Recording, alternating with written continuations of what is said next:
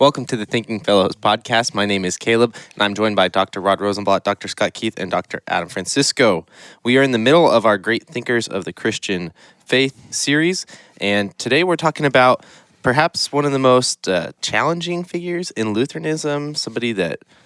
he's certainly a disputed figure. That's right. Disputed is a good way to put that. Philip Melanchthon. And Dr. Keith is, one of the biggest Melanchthon scholars in Lutheranism right now? I don't know if I'd say that. Yes, you are. I've done some work in Melanchthon, and there are certainly some bigger ones in America. But the thing is that he's a character. When we try to conclude, was he helpful? Was he not helpful? There's certainly been disagreement on that question over the years. Was he a true Lutheran or not?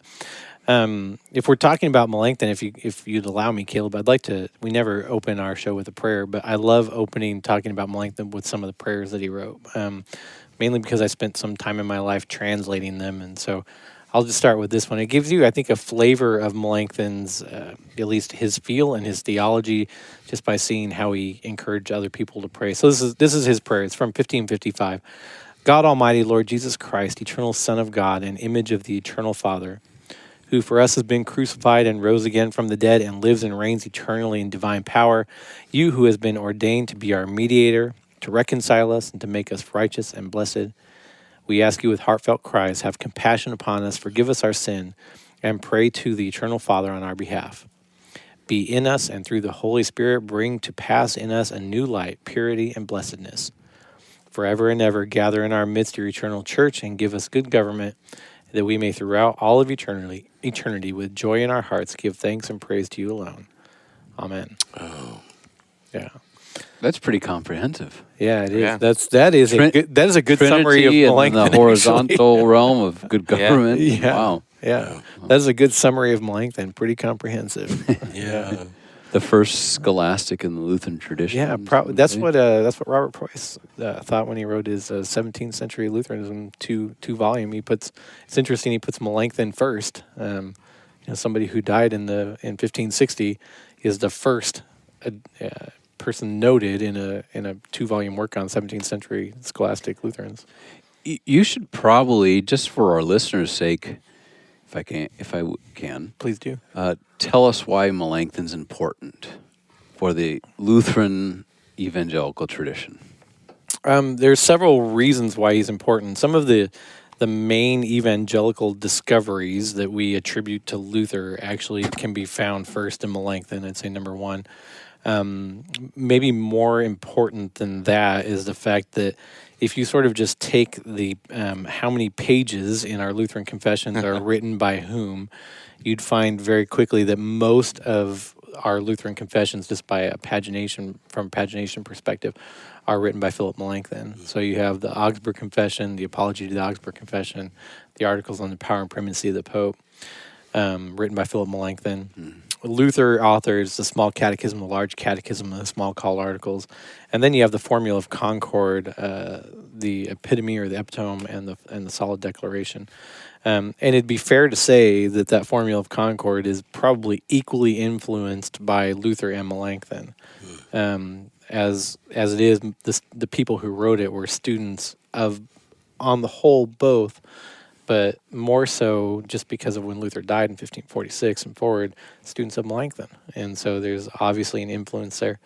Even if you're not a theologically minded person, the Melanchthon's reform of the school system influences... Preceptor. Yeah, he's known around the world, especially in Europe, as the preceptor of Germany or the teacher of Germany. He reformed the German school system, what we now know as the public school system, or in Germany is known as the gymnasium.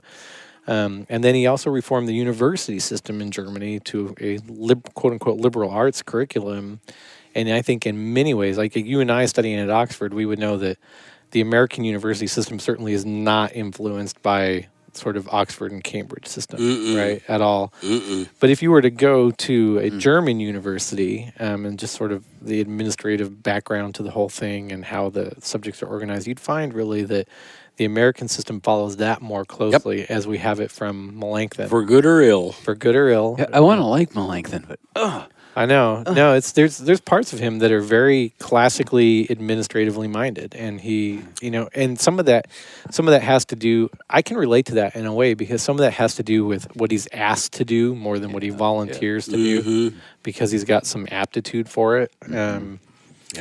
We can talk about that a little bit later. I read Article 4 of the Apology and think, Every year I read it. yeah, Bill Article 4 is Swirling justification. told me to read it every year. yeah, and it I've just done so. almost out of heaven itself. Right. And then he made some bad moves under political pressure, terrible pressure, that in case you're not clear about it, Bente's book on I'm glad you said it. the historical background to Historical the introduction to the Book of Concord. Yeah, to the Book of Concord. And as Lowell Green said one time, Scott and I were both in class, he will look for ways to criticize Melanchthon. He'll bring in anything to put Melanchthon in a black hat. Well, if you listen to one of the past episodes, I don't know when this is going to air as opposed to the episode we did on Luther biographies, and Adam pretty much took the first half and explained to us what makes a good history, right? Historical account of something. And one of the things that was brought up was, do your best to put your biases on the shelf, or at the very least acknowledge your biases. Yeah. The problem with Bente is he does neither with that, right? His bias towards Melanchthon is neither put on the shelf nor is it acknowledged in the work. But it's readily apparent. And it's throughout our clergy. They all, if they went to one of our two seminaries, all picked that up. I remember reading Bente years ago, more than 15 years ago. And then a couple of years ago, I was reading it again, and I remember texting Scott saying, "What the heck is this?" Right. And I don't know what it was, but it was his just this constant critique, and sometimes it's total what Paul Meyer would call BS before scholarship. Yeah, I think that's true. Nonsense Bente about Melanchthon. I don't want to go. It's a confessional punch against this guy who's the boogeyman, right, if you will. I don't want to go too much down this rabbit hole, but Bente's work is largely based on a German work by, I think it's somebody Kolde. I forgot the first name. It's Kolde. Okay. And it's obvious when you read through them that he sort of just brought over the supposition from Kolde, and there's not much checking. There's not even much checking on pagination between when he cites something from Melanchthon out of the Corpus Reformatorum and he puts it in there. He's citing it from Kolde without really checking it. And if you go and check the CR, you can see that the pagination's off and everything. Oh, wow. Yeah. So he's not very careful. He's not paying attention to detail. Yeah, it's not very in careful. Scholarship. But the students have gotten that over the years. That they've picked up, that Melanchthon wears a black hat, not a white hat, or Melanchthon is the arch whatever. That they got. Yeah, so I'd say that most LCMS, most Lutheran pastors in general, if they have a perception of Melanchthon that they're passing on to their congregation, it's either from their professors who are basing it on Bente in large part, or from reading Bente themselves. I'm not even sure they read it anymore. The state of things is so odd now that I'm not sure what is read. There's a very good new historical introduction to the Book of Concord done by Robert Kolb, Jim Nestigan, and Charles Arndt, which I would highly recommend that people use instead of Bente. And if they need a supplement to that, then the book, the 1517 through New Reformation Publications, just published by Wade Johnson, An Uncompromising Gospel, fills in the gaps there. From a historian's vantage point, Bente is a classic example of what we call confessional historiography. Right. Filtering history through the lens of a particular confession. Right. A very particular confession. Probably it's most not that would call can't me be done well. Right. But and really, Corey Moss wrote an article on the rise of modern historiography, and he pits it back not to the Renaissance historians, but to the confessional historians who had to get it right. Otherwise, they'd be exposed as being fraudulent. But Bente is not a good example of that. Yeah. Enough. Yeah. That was good. I'm glad you brought it up, actually. I was going to... Yeah. So what do we want to know? We want to know who he was, when he was born, all that stuff. Yeah, I'm usually asking the question. Yeah, you do. So we've done kind of a short episode on some Melanchthon stuff. Well, we before with Dr. basically just Kolb. did Dr. Kolb and I nerding out That's about right. Melanchthon. There was no Well, and then system the to whole Lochi series, right? Yeah, Right, yeah. And so I think what might be good for this episode, since Melanchthon's one of those big players that we've talked about before that is going to require more than 40 minutes to cover. I think this episode, it might be good to cover his early history. You could tell us about Sure. what I thought drives him. I thought it might be fun if it fits in the time to do sort of his history and then his Theology. theological influence yeah, that'd be fantastic. in the second half. Yeah. So I mean, generally he's born in 1497. His name when he's born is Philip Schwarzerd. Black Earth. That's yeah. my German for you. Yeah, there you go. His father was George Schwarzerd. He's born in Heidelberg. His father was it's interesting. He was a I think we'd call him a blacksmith today.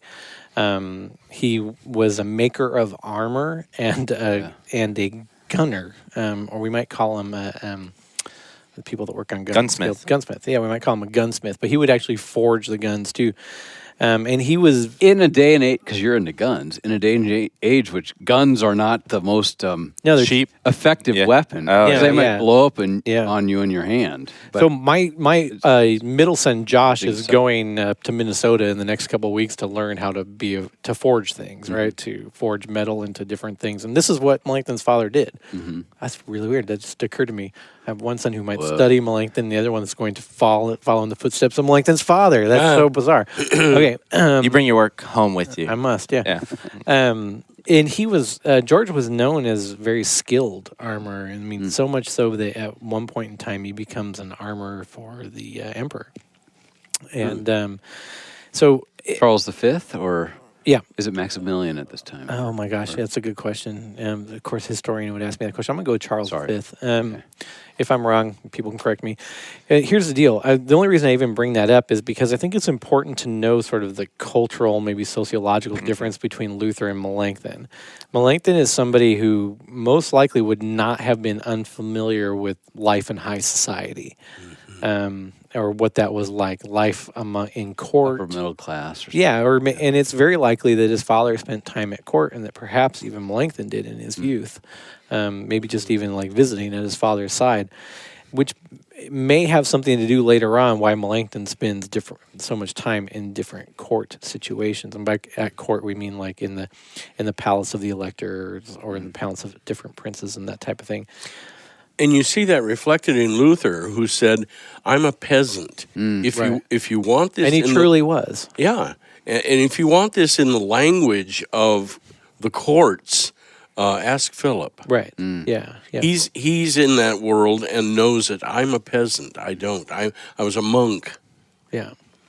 So Melanchthon's father dies, and Melanchthon is very young, known to be Philip. He's got a brother too, and some other siblings. Anna, a sister, dies, and Melanchthon is already very young. He's revealing himself to be a very smart kid. Very gifted and talented. Melanchthon's father has died, and essentially what happens is that his education, there were the responsibilities for his education and his brother's education are passed over to his grandfather. His grandfather hires a very well-known tutor, Johannes Unger of Pforzheim, and hires him essentially to be the family tutor. So the listeners have to think at this time there's really no public education, right? Other than maybe a son being sent off to a monastery to be educated. And so his early education being thought of is very important at this time. Johannes Unger is a very well-known tutor, and he begins to school the boys, Melanchthon and his brother, in classical languages, particularly Latin. Johannes Unger is known sort of as a fledgling humanist.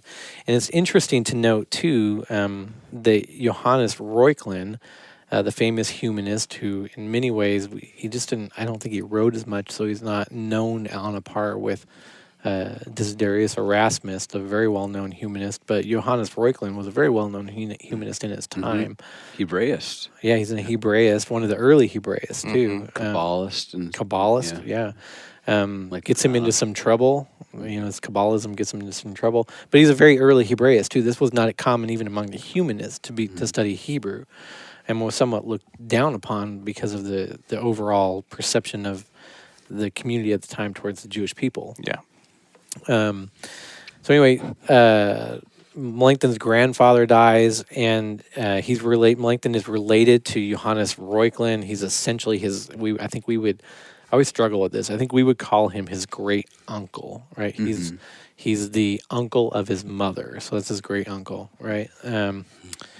And he takes overseeing Melanchthon's education in a big way. Melanchthon's sent to school, and he learns Greek and Latin. And at one point, Johannes Reuchlin comes in, and sort of intersects with Melanchthon, talks with him, asks him about his education, sort of starts schooling him in Greek, talking to him in Greek, and finds out that he's such a marvel in Greek that in 1509 he changes his name. So this is when Melanchthon is age 12, right? He changes his name to Melanchthon, which is essentially the Greek transliteration or translation of his German name, Schwarzerd, Black Earth, into Greek. And this was a very common thing among the humanists. When a particular humanist would reach a level of aptitude in languages, they would change their name to the Greek version of their name. So Caleb, upon graduation, you should start looking at the Greek version of the name Keith. Oh yeah, find a right. Or no, that wouldn't be Greek. But find a Scottish cognate in Greek. I can anoint you there. One of the most interesting things here is I think that when we think about Melanchthon, I'm just going to go through, when I teach this, I'll often go through the list of sort of all of his different jobs, and then maybe if we have time after the break, I'll go into his education. So who was this guy on the whole? He's very much known as a friend of Luther. He's very much known as a humanist. His educational training is as a philologist. In other words, he becomes a master of languages. We'll talk about that. And that's what humanist meant back then. Right. He's an educator. He's an author. He becomes an administrator. He becomes an ambassador for the Reformation. He becomes a confessor. In other words, writing confessions. He's a theologian. He's a hymnist. He's a husband and father. I mean, the list just goes on and on. So, could we say he's a public intellectual? He's a public intellectual. Knows everybody. A true Renaissance man, particularly. Yeah. And I think it's the fact that he's a true Renaissance man where he gets this reputation as an enigma. People can't really figure out what he's doing because he's not just a theologian, right? He's a theologian. He's a historian. He's an astronomer. He's an astrologist. He sort of visits the courts. He's an expert in the languages. Didn't he marry? Wasn't his wife the daughter of the town mayor? Yeah, he mayor marries of Wittenberg or something. He marries Catherine Krapp. Married up. Yeah, 'cause he wasn't an attractive man either. No, he was gorgeous. At least politically. I don't know what you're talking about. there's like a couple pictures that make him look normal, forehead. but then there's the everything else. Yeah. No, but who cares? He's a very handsome man. Yeah. Okay. And he marries Catherine von Krapp. We'll get into that in a minute. He marries Catherine von Krapp, who's the daughter of the mayor of the town of Wittenberg. Yeah. So in a sense, he marries up. So what's his education? This is kind of interesting. So he's born 1497. 1509, he enters the University of Heidelberg. So he enters the University of Heidelberg age 12. Wow. Oh my gosh. I am not worthy. He graduates in 1512. So at the age of 15, he gets his initial bachelor's degree. And while at Heidelberg, he studies philosophy, rhetoric, astronomy, astrology, Latin, Greek, and mathematics. And doesn't he, maybe I'm going too far forward, but didn't he study in the graduate level and he fulfills all the requirements for a master's degree, but they turn him down because of his age? Right. So like he is that part by of the story? By the time he finishes his bachelor's degree at the University of Heidelberg, he has studied so much that he actually qualifies for a master's degree. He applies to the master's program, and he is sufficiently pissed off enough of the older people at the university, including older students and faculty, that he's denied even entrance into the program, or he's denied, you might want to call it denied entrance to apply for the master's degree. And he becomes very discouraged, and he contacts his great uncle Reuchlin, great uncle Reuchlin, we'll just call him Uncle Roik. Uncle Roik. Advises him to apply to the University of Tübingen for the master's degree program there, which he does and is accepted in 1512. and he enters the University of Tübingen in the master's degree program. And there he studies what we would call classical studies. So he's reading deeply in Cicero and Quintilian and Aristotle, Plato, that type of thing. Studies philosophy, Latin, Greek, again, classical literature, law, mathematics, medicine, more astronomy. Yeah, Renaissance man. So he graduates there in 1516. Okay, again, born 1497. By the age of 19, he's obtained a master's degree and multiple capabilities in multiple languages. In fact, upon his graduation of his master's degree, he publishes his first Greek grammar. He writes a Greek grammar and publishes it so that those who are wanting to learn Greek will use Melanchthon's grammar, and it's used quite readily for a long time as sort of the grammar to use to learn Greek. And he wrote it at 19 or 18? Yeah, that's ridiculous. Yeah. My BA, my bachelor's degree at 22 is like, yeah. Pretty. Well, you got to remember. I always tell people you got to remember they didn't have TV, and he couldn't drive. I was just trying to get out of college at that time. And I was like, I'm going to go enlist. That's the way out. Gulf War. Let's go do that. I mean, people. I say it as a joke that they didn't have TV, but you have to remember they really didn't have the distractions that we have.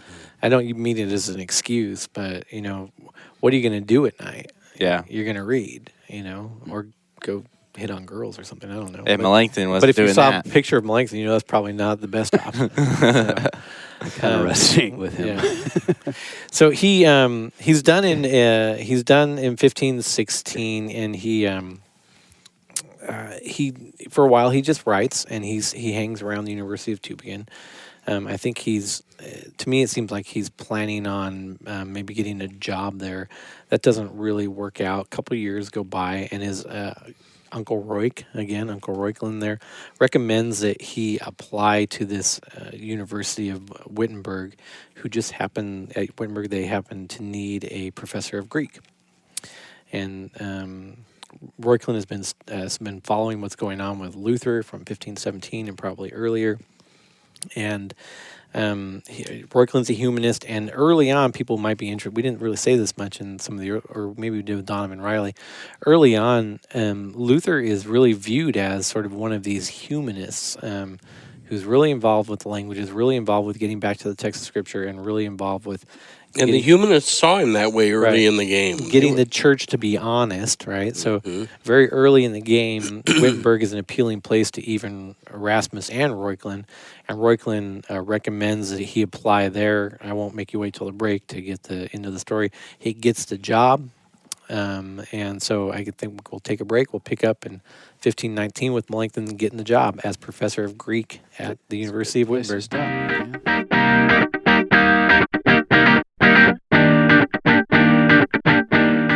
Welcome to the Thinking Fellows podcast. We are on our break. We're talking about Melanchthon, but right now we're going to take a minute to pause and talk about a book that's been published through 1517 through New Reformation Publications. It's called An Uncompromising Gospel, and it's by Wade Johnson, and it has some crossover with Melanchthon, doesn't it, Dr. Keith? Interestingly or the fallout enough, of Melanchthon. Wade did his PhD on Matthias Flacius, who was sort of Melanchthon's arch enemy, if he had one, known as sort of, I think, probably the father of the Gnasio Lutherans, the authentic Lutherans. And Wade wrote a book called An Uncompromising Gospel, which we already recommended when we were talking about Bente, but let me just explain what it does. Wade goes into detail on the various controversies that rocked Lutheranism pretty much after the death of Luther until the writing of the Formula of Concord. Some of them stem to before the death of Luther, but mostly from 1546 until the writing of the Formula of Concord, 1577, 1578, with the publishing of the Book of Concord in 1580. And the reason we recommend this now is because I actually think Wade does a very fair job of dealing with those controversies that were probably sparked either by Melanchthon or by Melanchthon's followers after his death.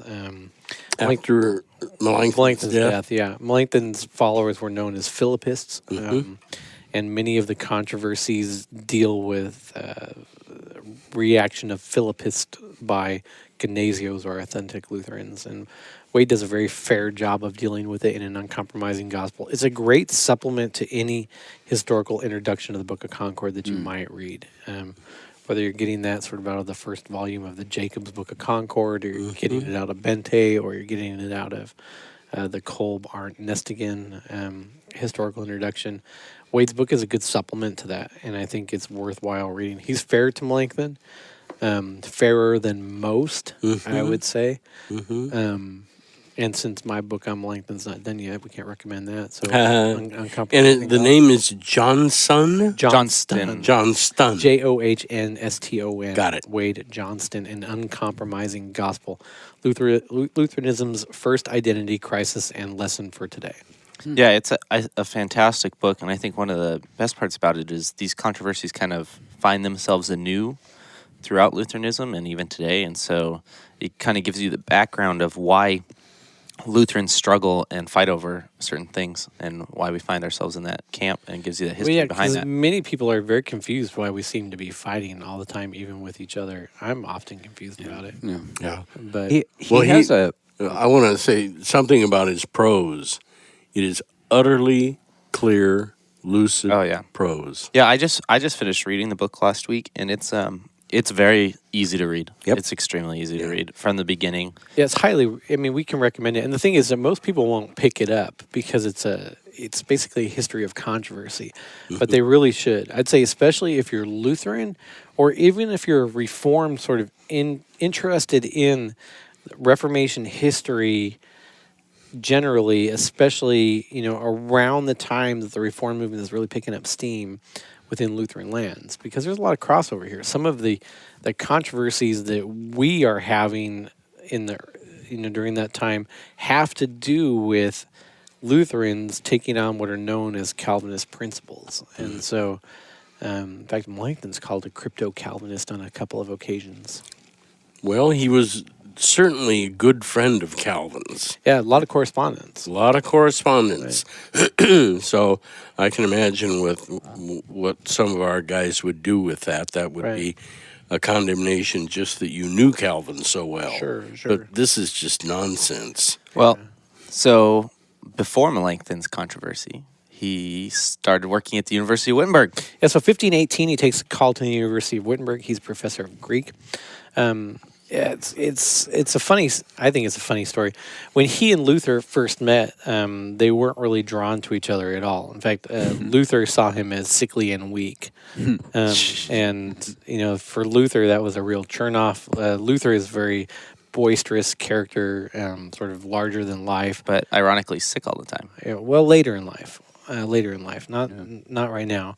And a lot of some of the histories say with Luther that his later illnesses most likely had to do with how badly he treated his body. Oh, sure. When he was a monk. Yeah, ruined his GI tract. But a lot of that hadn't come home to roost yet here in 1518, 1519 when he meets Melanchthon.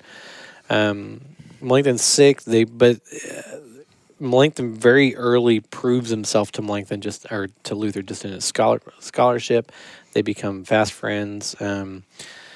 Melanchthon spends so much time in the library. I won't get too much into this yet, but spends so much time in the library, even to the point where he falls asleep in the library to the candlelight. I always mispronounce this in Latin, but it's like the lubricanatia or canaltria, sort of the candlelight. That Luther very early on starts encouraging him to get married because he thinks that he's one of these academics that just can't take care of himself. Falling asleep to the candlelight seems beautiful to me. Right. Like being in the library. I don't know if Luther believed that you're in the library again. That Luther could take care of himself and that Melanchthon couldn't, but Luther very much believed that Melanchthon could not take care of himself. Which, if you've known many academics, that's not so far from the mark, right? No. I mean, most of the academics I've met really can't take care of themselves. Yeah, I've met a few of myself. Yeah. And so he encourages them to get married. But very instrumental, in 1519, Melanchthon takes essentially what we would have called probably 20 years ago, maybe longer, a Bachelor of Divinity. Is it longer, Rod? That's what I got. Probably 40 years ago, maybe? I Yep. don't know. And it cost $25 for me to raise it to an MDiv, and I never paid it. That's classic Rod Rosenblatt, and I love it. I wish you could get a picture of his Yeah. his smile.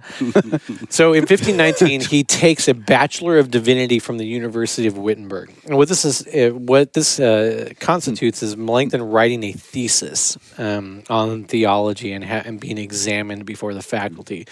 It's sort of reminiscent of maybe an Oxford experience, right? Writing a thesis or a dissertation, being examined by the faculty, being granted the degree on the basis of that thesis or dissertation. This is what Melanchthon does in 1519, and he's granted the Bachelor of Divinity degree. He very much desires, even though he's called as just a professor of Greek, he very much desires to teach theology, and because he very much loves what Luther is doing. He's originally told no. This is probably the impetus for him taking the Bachelor of Divinity degree. That would be a key to getting a Key yes. to getting in. But even before that, before he's done with that Bachelor of Divinity degree, he's not he's undaunted, and so what he does is he teaches Greek because that's what he's called to do. But he teaches Greek by teaching the students the Gospel of John in Greek, the Epistle to the Romans in Greek, and so he kind of gets around it, difficulty. right? So I'm going to teach you Greek, but I'm going to teach you Greek by teaching you the content of the Gospels and the epistles in Greek. He takes this Bachelor of Divinity degree, and it's there in that Bachelor of Divinity degree. And the first person to really, in my mind, to point this out was Lowell C. Green in his book, How Melanchthon Helped Luther Discover the Gospel. It's in 1519 in that Bachelor of Divinity degree where within Lutheranism, the term imputed righteousness is first used to describe how Christ's righteousness is given, in an imputed way to the sinner in our justification. Terrific. Bible word. And Melanchthon, I guess, rediscovers this in the Greek, writes this in his Bachelor's Divinity degree, and it's one of the ways that Dr. Green argues Melanchthon actually helped Luther discover the gospel. The other way is that Melanchthon begins to teach Luther Greek as early as 1519. Now, in turn, Luther had already done some studies in Hebrew, and Melanchthon hadn't done many studies in Hebrew, and Luther begins to school Melanchthon in Hebrew, although Luther very early on acknowledges that Melanchthon surpasses him in Hebrew, just because, Melanchthon is just such a savant when it comes to the languages. What else do we need to know about Melanchthon early on? So we're at 1519, 1520. So Melanchthon begins lecturing. He eventually is awarded the ability to teach theology, and he does so. He had already been lecturing in Greek, the Gospel of John and the Epistle to the Romans, and he does this. And it enters him into sort of the world of the Reformation, the newly budding Reformation, and Reformation theology, and contribution to Reformation theology by way of his lectures, which are eventually published, even though he doesn't want them to be, by his students. Originally, what's published are lecture notes that his students had taken on the lectures he'd given on the Book of Romans. Right around 1520, those are published. And Melanchthon is very upset by this. Now, it's interesting. There's a lot for Melanchthon in his mind to be upset by at this time. On November 25 of 1520, Melanchthon marries Catherine Krapp, who is the daughter of the mayor of Wittenberg. And this is very much a set-up wedding. Luther is like, you need to marry her. He convinces him of it. He convinces Catherine Krapp's father of this. They get married. Melanchthon's very reluctant to get married. You get the sense that he's sort of awkward. An academic being awkward around women. That he doesn't really think that he's going to be a good husband. They're very happily married. They're married for 37 years, as it turns out. See, that's nice that something turns out like that when it looks like an invitation to disaster. Yeah. Luther's contention, I mean, by this point, Luther has very much become his sort of sponsor, you might say. Luther understands that he needs more money. He starts lobbying the elector for Melanchthon to get dual payment, both as professor of Greek and professor of theology, and that he needs to get married, introduces him. They're married for 37 years. That's a good long run. They end up having 4 children, Anna, Philip, George, and Magdalena. I'd love to point out that a side note is that eventually Luther gets married to Catherine von Krapp, not Catherine von Krapp, Catherine von Bora. Names are a little too similar for me. And I love the side note that the Katies or the Catherines did not like each other at all. And I didn't know that. Yeah, I think it might have to do with like status. A little First Timothy Yeah, on there. Catherine Krapp is the daughter of the mayor of Wittenberg. Katie von Bora has just come out of the nunnery, and for whatever reason, most likely, I mean, most of the time, if a woman with the name of von Bora, which would have meant that at some point in time her family had some status, right? Because somebody in her line was a knight or a lord. Yeah. The money had run out and children had to be dealt with somehow, and oftentimes they were dealt with by going into the monastery or the nunnery, and probably had to do a little bit with that. We don't know for sure, but I do think that's kind of interesting. But in 1520, Melanchthon does this lecture on the Book of Romans. His students publish it. He's very upset by it. He gets a handle on it, the original publication of this, and he sort of loses it. He's so upset with his students for publishing this without telling him that he approaches Luther and says, we got to do something about this. These insolent students think that they can just take my work and publish it without telling me. And Luther basically says, well, let me see it. And Luther reads it over. And basically, I mean, I don't want to be too dismissive of it, but basically tells him to get over it. Looks at him and says, get over. And this is not the last time Luther will do this with Melanchthon. When Melanchthon gets very upset about something, Luther looks at him and says, get over it. This is a wonderful work. It needs to be published. We need more works like this. The truth of the gospel comes out in this work, and there's nothing to be ashamed of. But one of the things we'll especially find out probably in episode 2 is that Melanchthon often is upset by things that he feels like that have come from his pen that are not perfect in his mind. Oh my gosh, all that twiddling with the Augsburg Confession. Right. And he very much feels like these original candlelight lectures that he wrote are not perfect, and he sets about to rewriting them. He does rewrite them. They come out then as Melanchthon's lectures on Romans. Again, they come out one more time. He reformulates them again.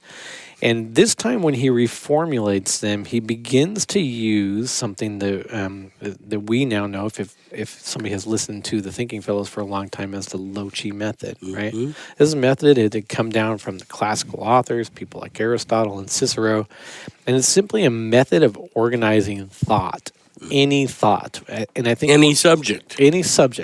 When we think of the Loci method, we, especially within Lutheranism, we tend to think primarily about theology, but this is not primarily a theological thing. This is about learning how to organize any thought on any subject, so that it can be easily understood by students primarily who are trying to learn the subject.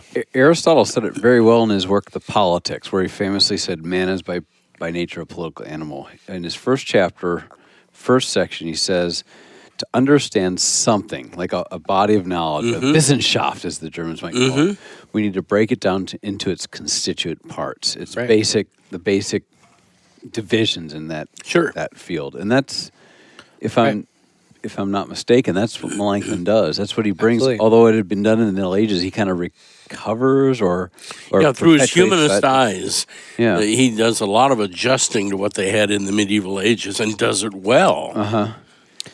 Yeah, so he takes the Loci method, he applies it to the Book of Romans, and he tries to discern from that what are the primary topics that I see here that are the primary topics of Christian theology that are conveyed by the Apostle Paul in the Book of Romans. And what you end up with is the 1521 Loci Communis Theologicae, or the common topics of theology. Luther again gets a hold of this. Melanchthon is not still completely happy with it. The funny thing is that everyone else loves it, right? Luther gets a hold of it, and he says this is on a par with Holy Scripture. Yep, came down Right? from heaven itself. Right. Not exactly at the level of Scripture, but not far from it. Not from it, right? So that if somebody wanting to study theology had the new German translation of the New Testament and Master Philip's Loci Communis, they'd have all that they need. Isn't that interesting? Yeah. Wow. They wouldn't need anything else. He organizes this 1521 edition in a way that's sort of not unique, but different than how the scholastics would have done it. Right? It's not a It's not a creedal organization at this point in time. It's not going from God forward. It's more actually moving from how the idea of what is man? Does man need to be saved? How is man saved? And then on to other things. You get the doctrine of Christ, you're going to get the doctrine of justification in there that are going to come front-loaded to there. Then you might move on to the other topics of theology. Much like Cicero said, finding the topics, how they should be disseminated, but not only how they should be disseminated and organized, but what are primary and how should they be organized in light of what's primary and what's secondary, what's tertiary. Right on. And so on. He does this. That's very highly regarded. Second episode, maybe we can get into more of that. His influence grows in the Lutheran Reformation. It grows so much so we can't do too much of the history of the Augsburg Confession. We did an episode on that, as a matter of fact. But his influence so much grows that by 1530, some 9 years later, he's actually the one that is the author of what becomes the primary Lutheran confession, the two primary Lutheran confessions for a very long time, the Augustana or the Augsburg Confession and the Apology or the defense of the Augsburg Confession in 1530, 1531, right in that time.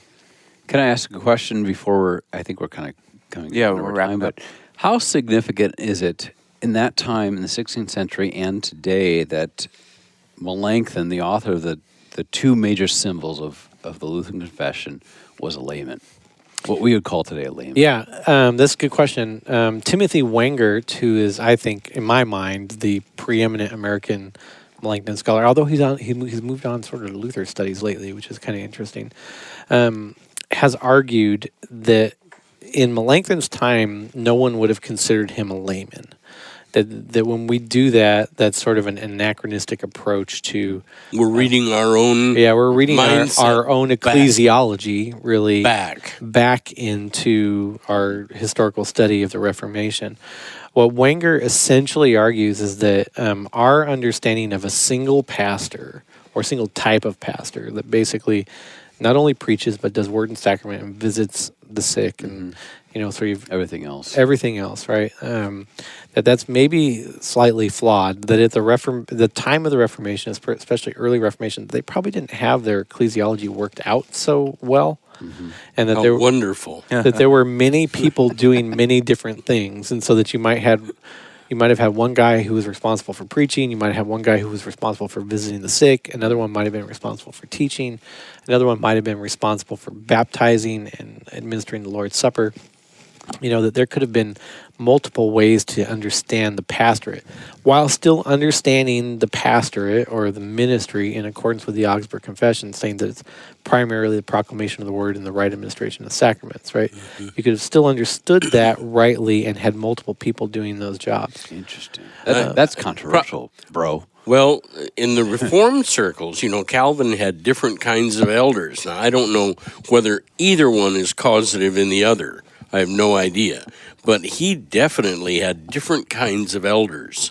Well, it's tough. It's tough to argue that as early as 1530, right? Just as the Lutherans are first identifying themselves as sort of demarcated from what the Catholic Church is going to be willing to accept, that they would have had a full-blown ecclesiology that's akin to ours today, 500 years later, worked out. Well, they had to do it in chaos first things first. So, I mean, it's in late 1520s that they're sending visitors out to interview new evangelical pastors to even see what they know, to see what kind of training they might need to come up to speed with teaching the gospel and catechesis and all that type of thing. So it's kind of, in my mind, it's kind of naive to think that as early as 1530s that this would have been worked out to the level that it is today.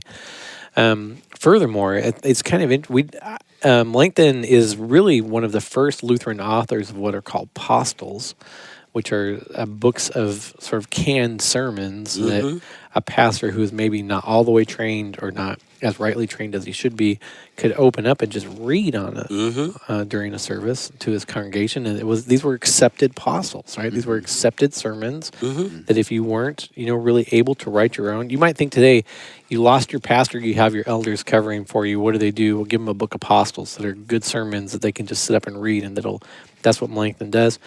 Another interesting note is that in the altarpiece that stands to this day in the Castle Church at Wittenberg, if you look at the left-hand side, what you're going to see is a picture of Melanchthon baptizing a baby. If you look at the right-hand side, you're going to see a picture of Luther preaching to the congregation. Interesting. So on the basis of this and other stuff, Wengert argues that we call him a layman because he doesn't fit the mold of a modern day pastor, but that he was most likely not considered a layman. He would have probably been more considered like a teacher of the church, or a teaching pastor, or he didn't have a doctorate, but as Melanchthon says in one of the latest Virtue in the Wasteland episodes, a doctor ecclesiae, right? Like a doctor of the church, Teacher of the church. Yeah. Interesting. Fantastic place. This is going to be sort of a cliffhanger as we talk further in a later episode about the impact of Melanchthon and some of the specific works that he contributes to Lutheranism. Thank you for listening to the show. As always, you can catch mentions of books and things like that in the show notes on our website or on your favorite podcasting app. And don't forget to rate us or subscribe on your favorite podcasting platform. So we're on iTunes, Google Play, Stitcher, and pretty much anywhere online that you can download podcasts, you can find the show. Thank you for listening, and we'll catch you next time.